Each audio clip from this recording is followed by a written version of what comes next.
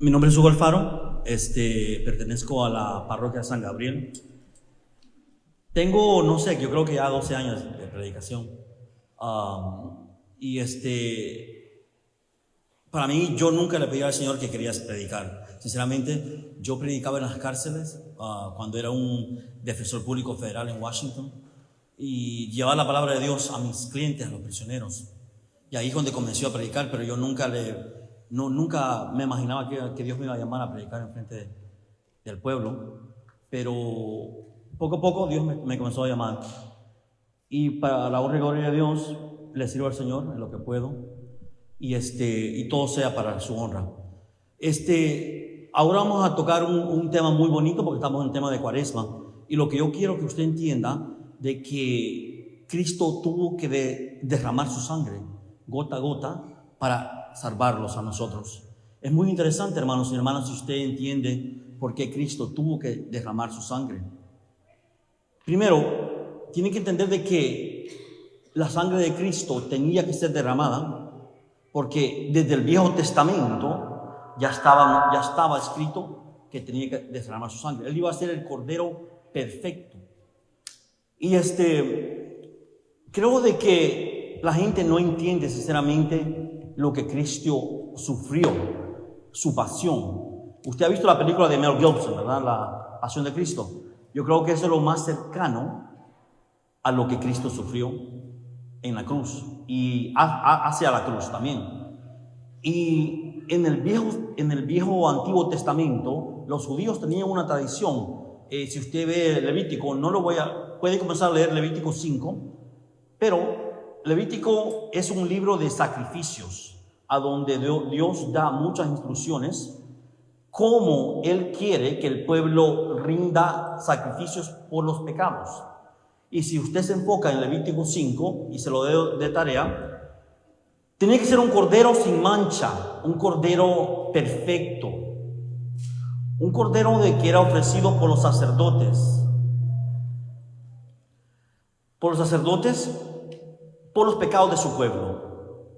Algo muy interesante, si usted estudia la cultura judía, va a entender de que al cordero, como lo mataban, era que lo desgollaban, y la primera sangre tenía que caer en el altar. Y después la otra sangre, la que restaba del cuerpo del cordero, tenía que ser rociada alrededor. Hasta que saliera la última gota, no podías ofrecerse el sacrificio por el pecado. Tenía que derramar el cordero la última gota. Por eso Cristo, cuando Él murió en la cruz, básicamente ya había derramado su última gota de sangre cuando le sale por el costado con agua. Mucha gente no entiende que Cristo tenía que derramar hasta la última gota. Y comenzamos, le voy a dar 7 puntos a donde Cristo derramó su sangre. Pero vamos a leer Hebreos 9:22. Hebreos 9:22. Miren lo que dice Hebreos 9:22. Dice: pues según la ley, casi todas las cosas han de ser purificadas con sangre, y sin efusión de sangre no hay remisión. Palabra de Dios. ¿Qué es lo que dice? Según la ley, estamos hablando de lo que estaba diciendo de la tradición judía, cuando ellos hacían un sacrificio. Dice que casi todas las cosas han de ser purificadas con sangre, y sin efusión de sangre no hay remisión. Entonces la ley judía era bien, el sacrificio judío era bien, un ritual muy conocido por los judíos, a donde tenían que desgollar el cordero, y la primera sangre que salía tenía que ser desgollada en el altar, y la otra sangre, hasta que no quedara nada del cordero, rociada alrededor del altar. Lo que hizo Cristo, y vamos a ver cómo lo hizo, porque Cristo era el cordero perfecto. Levítico Y quiero que entienda algo, porque le voy a dar este texto bíblico de Levítico. Levítico, para que usted entienda de que es muy importante. Si usted lee Levítico 5, del 8 en adelante, lo vamos a leer. Dice, las presentará al sacerdote, quien ofrecerá primero la que se destina al sacrificio por el pecado, hablando del cordero. Con las uñas le cortará la cabeza junto a la nuca, sin arrancarle de todo. Rociará, y aquí donde quiero que ponga atención, rociarás con su sangre de la víctima el lateral del altar, y el resto de la sangre lo derramará al pie del altar. Entonces, toda la sangre tiene que ser rociada. Toda la sangre. Mucha gente se pregunta, pero ¿cómo Cristo lo hizo? Pues vamos a comenzar. Primero, ¿usted se recuerda qué es lo que hizo Cristo en el jardín de Getsemaní? Sudor de sangre, ¿verdad? Dice la palabra de Dios, y vamos a leer el texto, si no lo tiene, está bien, aquí lo tengo yo, San Lucas 22:40.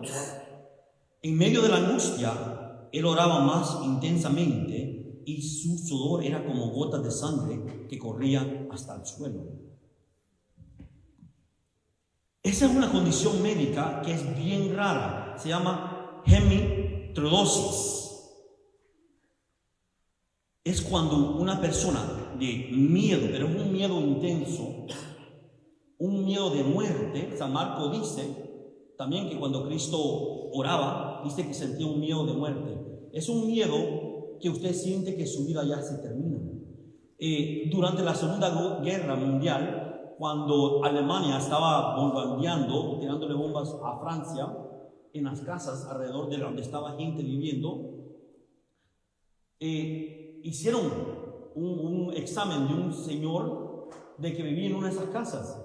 Y toda vez que él escuchaba una bomba caer alrededor de él sudaba sudor de sangre.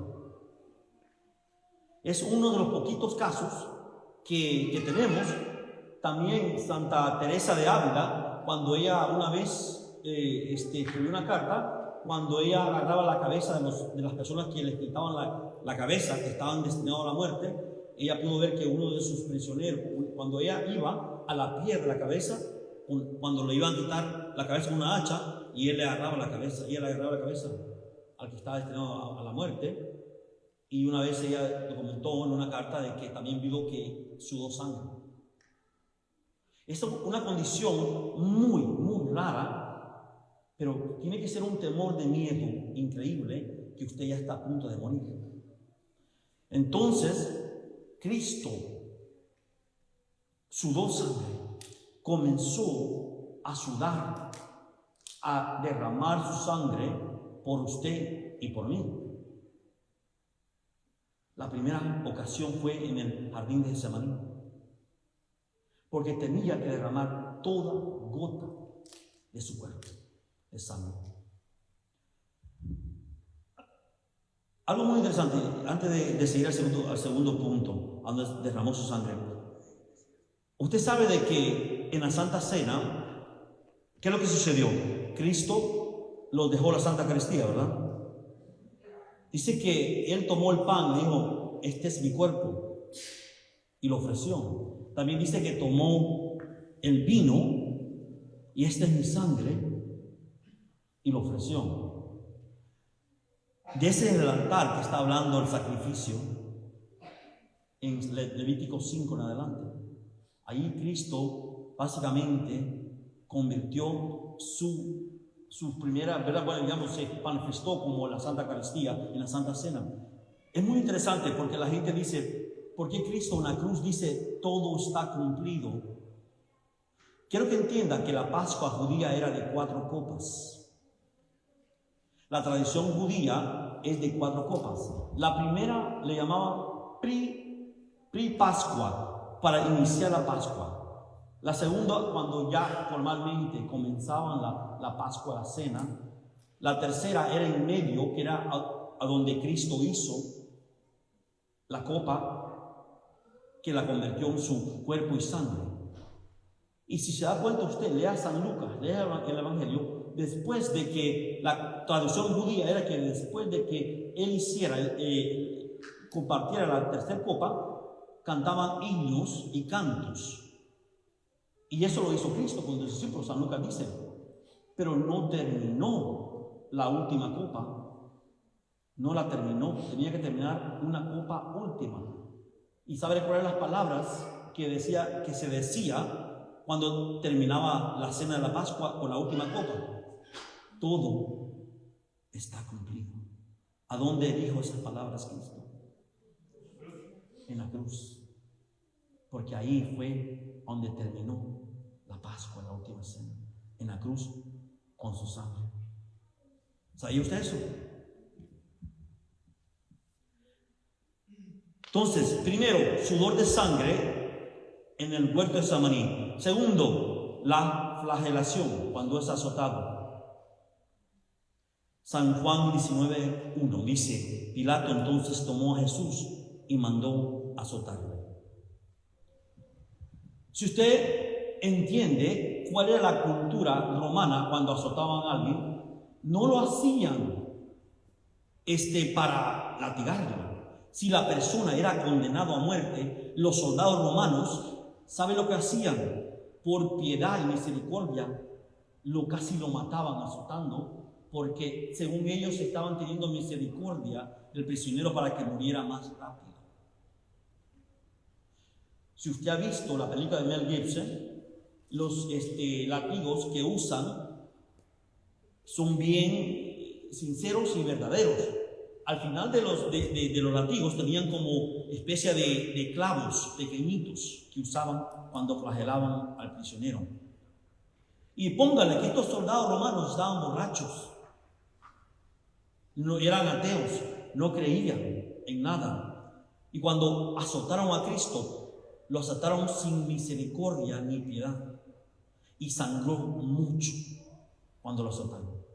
Y también ahí le pudieron quebrar algunos, no quebrar huesos, pero algunos órganos pudieron ser dañados cuando lo azotaron. Y es la tercera parte a donde Cristo sangró internamente. Entonces la primera fue el sudor de sangre en el huerto de Samaní. El segundo, la flagelación, a donde perdió mucha sangre. Ahí Cristo perdió mucha sangre, la forma que lo golpearon. El tercero, el sangramiento interno de los golpes y flagelación. Y las caídas, las 3 caídas que hace. Porque llevaba una cruz bien pesada. Y cuando él caía, esa cruz también caía sobre él, sobre su cuerpo, sobre sus órganos. Estaba sangrando, Cristo estaba sangrando internamente, estaba muriendo internamente. Y no solo eso, cada paso que Cristo daba, derramaba sangre. Eran gotas de sangre que él iba derramando hacia la cruz.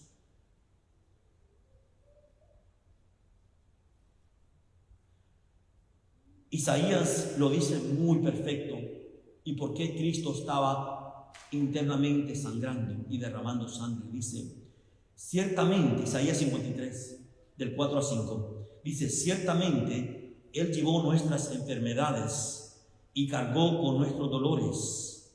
Con todo, nosotros lo tuvimos por azotado. Escucha bien. Por herido de Dios y afligido. Pero Él fue herido por nuestras transgresiones, molido por nuestras iniquidades. El castigo por nuestra paz cayó sobre Él, y por sus heridas hemos sido sanados. Cada vez que Cristo iba derramando una gota de sangre, era por su salvación y sanación. No solo iba en apariencia fuera su cuerpo, pero internamente Cristo también iba sangrando. Y eso es por su sanación interna, su alma, su espíritu.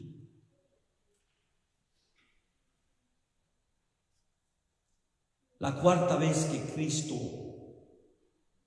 derrama sangre, la coronación de espinas. San Marcos 15, del 17 al 19 dice: lo vistieron con una carpa roja, le colocaron en la cabeza una corona que trenzaron con espinas. Después comenzaron a saludarlo: viva el rey de los judíos. Y le golpeaban la cabeza con una caña, le escupían y se arrodillaban ante él para rendirle homenaje. Mucha gente no entiende qué tipo de espinas eran. En esa área solo había dos tipos de espinas: la espina siria y la de Jerusalén. Y los dos tipos de espinas son larguísimas, tienen unos puntos largos, como clavos. Y los expertos están seguros que usaron las espinas sirias, que son las más largas. Hicieron un estudio en el 1965, escogieron a un joven de la edad de Cristo, 33 años, unos doctores cristianos, y querían ver cuánto dolor este joven podía experimentar. Un joven bien saludable. Y miren muy bien, le voy a decir algo muy fascinante. Le pusieron solo una espina, lo pusieron en la cruz, no lo clavaron, pero le pusieron para comenzar una espina en el templo. Solo una. A las 2 horas la cara estaba hinchada, ya no aguantaba el dolor con una espina. Tuvieron que quitarse con una espina por 2 horas. Cristo tenía más de 18 espinas en su cabeza. Dice que no solo se la pusieron, sino que lo golpearon para que se metiera en su cabeza y rasgara su templo, su cabeza, su cara, hasta acá. Y eso derramaba mucha sangre.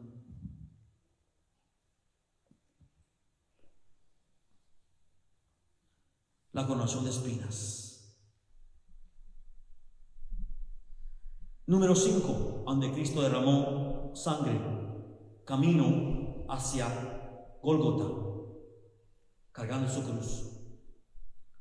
Dice la palabra de Dios que cuando iba caminando lo golpeaban y se cayó 3 veces. 3 veces. Pero miro el amor de Cristo para usted y para mí. Se levantaba. Y lo hacía por amor. Porque sabía que Él era el Cordero perfecto. El sacrificio perfecto. Y tenía que derramar su sangre. Y tenía que sufrir. Tenía que ser azotado de esa forma. Herido de esa forma. Porque toda gota de sangre tenía que ser derramada por usted y por mí, porque ese era lo que la tradición judía creía y lo que Dios había instruido en Levítico. Se levantaba más débil, pero iba derramando sangre.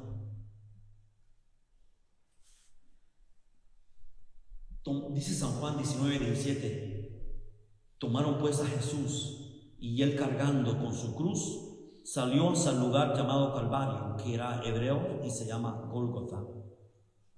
No sé si usted ha ido a Jerusalén. Yo he tenido el privilegio de estar ahí, he hecho la vía dolorosa. Quiero decir algo de que no es como cuando estaba Cristo. Jerusalén ha cambiado mucho, pero sí caminó bajo el sol, sangrando, de afuera y de adentro, con una cruz bien pesada. Hasta que llegó a Gólgota, donde fue crucificado. Y dice, la vez 6 que sangró sangre fue la crucifixión en las manos y los pies. Cuando a Cristo lo crucificaron, le quitaron su manto. Ese manto estaba lleno de sangre. Sangre y sudor. Cristo, cuando llegó hacia la cruz, ya había derramado de seguramente más del 75% de su sangre. Cristo ya no tenía mucha sangre.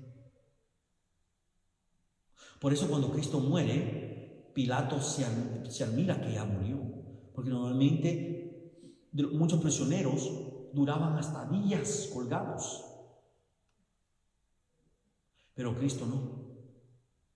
Cristo había derramado su sangre ya, básicamente, cuando lo llevan a crucificar. Cuando le metieron los clavos, salió sangre de sus manos. Cuando le metieron los clavos en sus pies, salió sangre de sus pies. Cuando lo estiraron y lo pusieron en la cruz, salió sangre de su cuerpo y también sus órganos, si estaban descompuestos, sangraron más.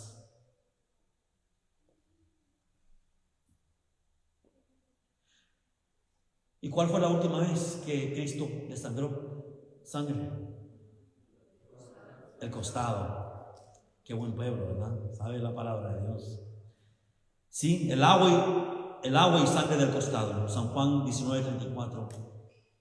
Pero al llegar a Jesús, como lo vieron ya muerto, no le quebraron las piernas, sino que uno de los soldados le atravesó el costado con una lanza y al instante salió sangre y agua. Todos los doctores que han estudiado lo que sucedió en la cruz y como expertos dicen de que salió sangre y agua porque varios de sus órganos estaban descompuestos, salidos de ese lugar por los golpes, las caídas. Cuando sale sangre y agua del costado, básicamente ahí ya viene la sangre, que es la redención, y la agua, que es la purificación. Ya no hay sangre en el cuerpo de Cristo, que tuvo que salir agua.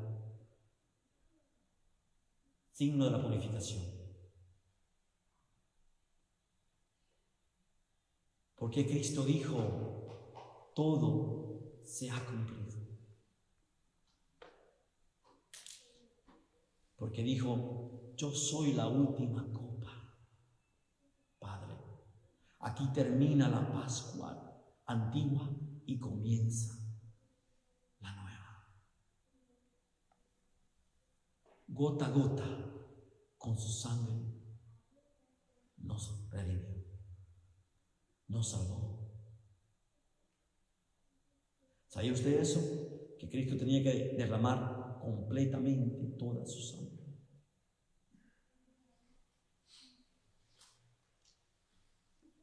Hasta el punto que cuando le meten la lanza en su costado, ya solo quedaba agua. El Cordero perfecto tenía que sufrir, tenía que morir por nosotros, tenía que derramar su sangre. Y ahora nosotros, hermanos, con una cortadita pequeñita, ese joven muchacho que le pusieron esa espina, una espina, no aguantó 2 horas.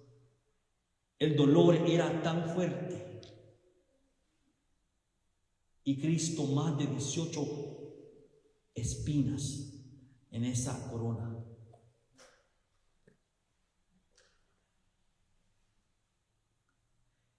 El amor de Cristo para nosotros no tiene límites. Mire lo que hizo por nosotros. Se caía, se levantaba, porque decía, yo te amo, yo te amo. No se quedaba ahí, hermanos y hermanas, se levantaba nuestro Cristo, sangrando, sudando, con dolor, internamente sus órganos también perforados.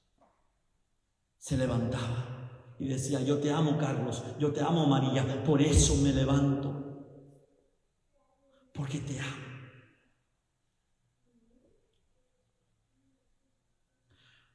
Porque el Cordero tenía que derramar hasta la última gota y tenía que cumplir la Pascua perfecta para Dios. Mucha gente se pregunta: pero ¿por qué Cristo dijo Elí, Elí, lama sabachthani en la cruz? ¿Qué quiere decir? ¿Verdad? Señor, Señor, ¿por qué me has abandonado? ¿Qué era lo que Cristo cargaba cada paso que daba hacia la cruz? ¿Qué era lo que arrastraba? El pecado. Cada paso que Cristo daba, cada gota de sangre que Cristo derramaba, cargaba todo el pecado, no solo del pasado, del presente, pero del futuro. Cuando Cristo dice: Elí, Elí, lama sabachthani, Señor, Señor, ¿por qué me has abandonado? No es que pensó que Cristo, que Dios, su Padre celestial, lo había abandonado. ¿Qué es lo que hace el pecado? Lo aleja de Dios. Él sintió una cruz antes de suspirar su último suspiro, lo que el pecado hace, que lo aleja de Dios. No que Dios se aleja de usted, usted por el pecado se aleja de Dios. Por eso estamos en un tiempo de Cuaresma, conversión. Y tiene que ser una conversión no solo, ¿verdad?, de actos, sino de corazón, de espíritu. Muy importante. Me quisiera entrar en muchos más puntos, pero yo sé que el tiempo es corto y me gustaría hablar un poquito de migración, pero voy a terminar con este testimonio. Siempre me gusta terminar con testimonio. Pero entonces vamos a ver, la primera vez que Cristo comenzó su inicio de la Cuaresma o de la Pascua fue cuando convirtió ese vino en su sangre. Ahí comenzó ya básicamente. Segundo, básicamente, fue cuando sudó sangre en el huerto de Getsemaní. Después, cuando fue azotado. Después, cuando iba caminos a la cruz. También cuando fue coronado con una corona de espinas. Cuando llegó a la cruz fue clavado. Y después cuando lo metieron. Cuando está en la cruz, algo muy interesante. Y es un tema que estoy preparando, que lo voy a dar en un retiro que me han invitado. Cristo lo deja a una madre, ¿sí o no? ¿Y por qué Cristo usa la palabra mujer? Ahí tienes a tu hijo. Algo muy interesante. Y también cuando María le pide a Jesucristo en la boda de Caná, le dice: hijo, no tienen, mire cómo le dice: hijo, no tienen vino. ¿Qué le dice Jesús? Mujer, ¿qué quieres que yo haga? Es un tema que estoy preparando muy bonito. María la nueva Eva. En Génesis y a través de toda la Biblia, Adán es el único que nombra a Eva por su nombre. Pero cuando Dios le habla a Eva, no le dice Eva, le dice mujer. Porque has hecho lo que has hecho. Si usted mira Génesis, léalo bien. Dios no le dice a Eva, le dice mujer. María es la nueva Eva. ¿Usted sabía de que Adán y Eva no tenían pecado? Ellos no tenían ombligo tampoco. Ellos estaban destinados para vivir. Eva era una mujer inmaculada. Ahí viene la teoría de que María, para ser la nueva Eva, también tuvo que ser inmaculada. Porque si por Adán y Eva entró el pecado, por el sí de María entró la salvación. Y termino con este testimonio para que entremos. Cuando yo era un defensor público, en Washington D.C. me tocó, un juez me dijo, abogado, le voy a asignar un caso. Me dice, es un reconocido vende droga, que vende droga, muy reconocido, muy grande, uno de los más poderosos cubanos, me dijo, y quiero que usted lo represente.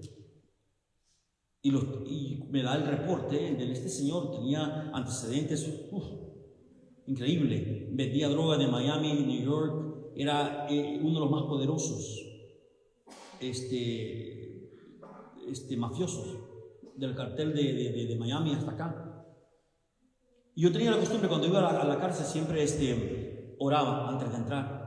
Cuando yo entré a la cárcel, yo hice mi oración y entro, y cuando lo veo, Dios mío, le llamaban Scarface del mal apodo, porque tenía, mire, lo habían tratado de apuñalar en su cuello, lo habían baleado cerca de su corazón, 3 veces lo habían dejado muerto, por muerto sangrando a este hombre, y no había muerto. Cuando yo lo veo, a mí me dio miedo, sinceramente. Tenía un carácter imponente, la voz de él era bien fuerte. Y cuando me mira a mí, estamos hablando de unos 20 años atrás, estaba más jovencito. Cuando me mira a mí, me dice, ¿quién te dijo a ti de que tú vas a ser mi abogado? Me dice, tú te miras muy joven para ser mi abogado. Me dice, yo necesito a alguien con experiencia. Yo le dije, bueno, pues me dijo que viniera y que te dijera que yo voy a ser tu abogado. Bueno, me dijo, me dijo, oye chico, me dijo, porque era cubano, te voy a dar una oportunidad, me dice, no me vayas a fallar. Más miedo me dio. Y sabe de que comenzamos a hablar. Le expliqué el caso, le expliqué la evidencia, mi estrategia legal, y le gustó mucho. Pero algo me dijo a mí, dile esto. Yo le dije, Alejandro, perdona, le dije, ya hablamos de tu caso, me das un minuto, le dije yo, de decirte algo. Me dice, ¿qué más a decirme? Que Cristo te ama y que para Dios no hay nada imposible. Me hizo así. Me dice, oye chico, me dice, no pensé que mi abogado me iba a decir eso. Me dice. Y me dijo, ¿sabe lo que me dijo? La última vez que alguien me dijo que Cristo me ama era mi madre. Me vino a visitar 10 años atrás y me dijo, hijo, tú vas a morir en la cárcel, yo voy a morir y tú vas a estar en la cárcel. Pero algún día Dios te va a mandar un ángel que va a tocar tu corazón y te va a convertir. Y vas a llorar y vas a ir a los pies de Cristo. Yo le dije, ¿te puedo leer un texto bíblico? Yo andaba en una Biblia pequeñita. Le leí San Lucas 23, 34 en adelante. A la izquierda y a la derecha había un ladrón. Le leí ese texto, le dije, si tú en este momento, como el ladrón de la derecha, reconoció a un Cristo derrotado, a un Cristo sangriento, a un Cristo crucificado, si tú en este momento reconoces su grandeza y aceptas que Cristo puede cambiar tu vida, vas a tener vida eterna. Dios te ama, Alejandro, le dije yo. No hay pecado que Dios no pueda perdonar si te arrepientes. Y mire de que ese hombre comenzó hasta a temblar. Y comencé agarrándolo toda vez que iba a la cárcel, le llevaba mi Biblia y le leía la palabra. ¿Y sabe cuándo vino la conversión? Y aquí termino. Un Viernes Santo. Le dije, Alejandro, ¿me permites que venga a hacer el Vía Crucis contigo a las 3 de la tarde un viernes? Me dijo, nunca había hecho un Vía Crucis. Me dijo, no sé lo que es, pero ven, me dice, y hazlo conmigo. Mire, que ese día yo no estoy exagerando, hermanos y hermanos. Ese día casi me pego un carro, tengo un accidente. Ese día no prendía mi carro. Ese día voy a las cortes, los jueces no me querían que saliera de las cortes. Los casos me habían alargado, las audiencias esperando. Yo salgo de ahí y hasta una llanta se me puncha yendo a la cárcel. Como que el diablo me quería impedir que yo llegara a esa cárcel ese día. Y cuando llego ahí, yo normalmente ando una Biblia y nunca en mi vida me la habían quitado, nunca me habían registrado. Ese día lo primero que me hace el security guard me la quita, no lo hago yo. Dije, pero bailando, le dije yo, no por nada personal, no, la de sacar. El diablo estaba enojado porque Dios sabía lo que iba a hacer, porque a través del Vía Crucis, su pasión, este hombre iba a tener una conversión sincera de corazón. Pero gracias a Dios de que yo iba a los Vía Crucis los viernes después de la Santa Misa y andaba un folletín con las estaciones de la cruz, y eso no lo vi y lo andaba en medio del archivo. Miren, hermanos y hermanas, le voy a decir algo. Cuando yo comienzo el Vía Cruz, había alrededor otros abogados con sus clientes. Y está hablando de un hombre que con solo una palabra podía mandar a matar a alguien. El poder de este hombre era reconocido en toda la área de aquí, New York a Miami. Ese hombre es respetado. Ese hombre tenía una presencia de autoridad y poder como usted no se imagina.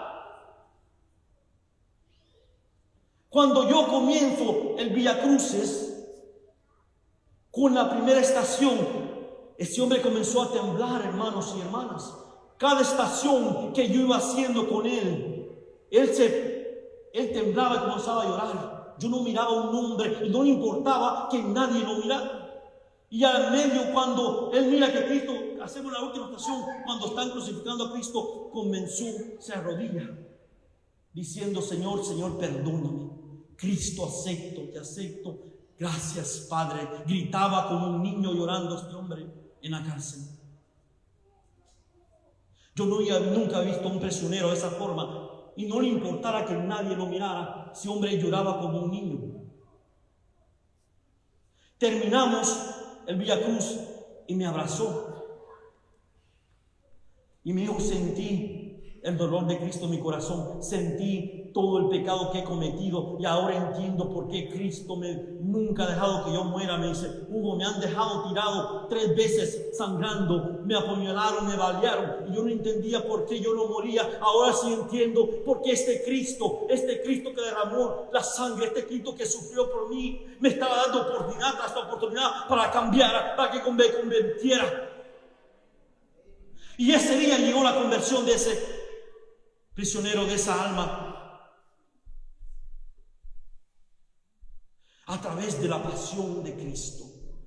Nunca había hecho un Vía Crucis y lloró cuando vio cuánto había sufrido nuestro Salvador por usted y por mí.